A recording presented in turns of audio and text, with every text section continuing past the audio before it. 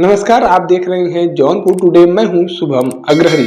साथियों, जैसा आप सभी को पता है कि कल देश के 5 बड़े राज्यों में विधानसभा चुनाव का मतगणना हो रहा था और इस मतगणना में जिस तरीके से रिजल्ट आए हैं वह कहीं न कहीं बहुत ही चर्चा का विषय बन गए हैं।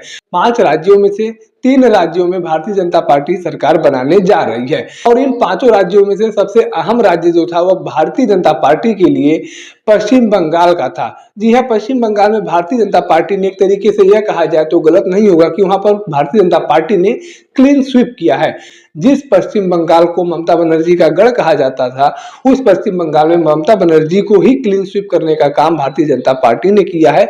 और बड़ी बात यह है कि ममता बनर्जी खुद अपनी विधानसभा सीट हार गई। वहां से शुभेंदु अधिकारी, भारतीय जनता पार्टी की जो कद्दावर नेता है, उन्होंने जीत हासिल किया है और 1-2-100 वोटों से नहीं बल्कि 15,000 वोटों से शुभेंदु अधिकारी को जीत हासिल हुई है, जो कहीं न कहीं अपने आप में बहुत बड़ा विषय है और बहुत बड़ी बात है।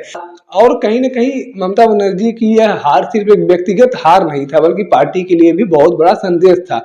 और आपको बता दें कि भारतीय जनता पार्टी ने 200 से प्लस विधानसभा सीटों पर जीत हासिल करते हुए पूर्ण बहुमत के साथ पश्चिम बंगाल में अब सरकार बनाने जा रही है। जिस तरीके से पश्चिम बंगाल में वोटिंग हुए थे, पहले फेज में 92 से 93% तक वोटिंग हुई थी और दूसरे फेज में 91 से लेकर 92% तक लगभग वोटिंग हुई थी। इस वोटिंग से ही कहीं न कहीं लोगों को आंकड़ा यह लगने लगा था कि इस बार बहुत बड़ा बदलाव पश्चिम बंगाल में होगा, क्योंकि पश्चिम बंगाल में जिस तरीके से वोटिंग हुई थी, यह वोटिंग कोई आम वोटिंग नहीं थी। भारत के इतिहास में पहली बार ऐसा हुआ था कि 80% से ऊपर वोटिंग हुई हो। चुनाव आयोग ने भी पश्चिम बंगाल के मतदाताओं को सलाम करने का काम किया था और कहीं न कहीं मतदाताओं के अंदर जो भय था, उस भय को हटाने का काम जो है केंद्रीय सुरक्षा बलों ने किया था और पूरे तरीके से भय मुक्त होकर पश्चिम बंगाल के लोगों ने वोटिंग किया, जिसका रिजल्ट यह हुआ कि भारतीय जनता पार्टी को एक तरफा जीत मिली और कहीं न कहीं पश्चिम बंगाल में जो ममता बनर्जी का गढ़ था वह पूरी तरीके से धराशायी हो गया है।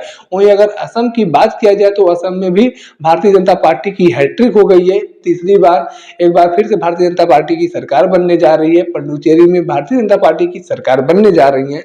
अगर वही केरल की बात किया जाए तो केरल में कांग्रेस 10 साल बाद फिर से वापसी करती हुई दिख रही है और तमिलनाडु में विजय थलापति की सरकार बनती हुई दिख रही है।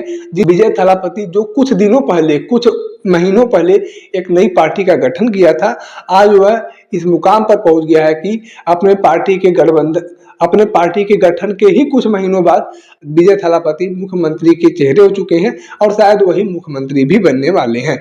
ऐसे में कहीं न कहीं पश्चिम बंगाल की अगर बात किया जाए तो पश्चिम बंगाल भारतीय जनता पार्टी के लिए यह बहुत बड़ा टारगेट था, जिसको अचीव करने का काम भारतीय जनता पार्टी ने किया है। अब एक तरफ भारतीय जनता पार्टी जीत की खुशियां मना रही है तो दूसरी ओर विपक्ष के द्वारा लगातार पश्चिम बंगाल को लेकर निशाना साधा जा रहा है। चुनाव आयोग को बताया जा रहा है कि भारतीय जनता पार्टी से मिलकर चुनाव आयोग के द्वारा काम किया गया, जिससे कि यह जीत हासिल हुई है। ईवीएम हैकिंग की बात की जा रही है और मतगणना के दौरान वहां पर सेंटर्स को लूटने की बात की जा रही है। यह तमाम चीजें जो है अब विपक्ष के द्वारा किया जा रहा है। लेकिन आपको बता दें कि इन तमाम चीजों में एक चीज यह समझने वाली है कि यह जीत भारतीय जनता पार्टी के लिए भी इतनी आसान नहीं थी। बड़ा ही मेहनत किया था भारतीय जनता पार्टी ने, कई सालों से वह लोग लगे हुए थे। पिछले विधानसभा चुनाव में ही भारतीय जनता पार्टी ने जीत के दावे किए थे और उनको पूरा विश्वास था कि ओवर कॉन्फिडेंस, एक तरह से कह सकते हैं कि उनको ओवर कॉन्फिडेंस था कि इस बार हमारी सरकार बनेगी। लेकिन उस बार उनकी सरकार नहीं बनी, जिसके बाद से वह लोग और भी ज्यादा मेहनत से और ही ज्यादा कार्यकर्ताओं को लगाकर घर घर तक पहुंच उन्होंने अपने संदेश को पहुंचाया, जिससे कि यह लोगों के अंदर भय खत्म हो गया कि अब जो है टीएमसी के गुंडों के द्वारा गुंडागर्दी की जाएगी। और इसके साथ ही साथ आपको बता दें कि जो भय खत्म हुआ, जो मतदाताओं के अंदर से भय खत्म हुआ, उसका सबसे अच्छा श्रेय जो है वो केंद्रीय फोर्स को जाता है।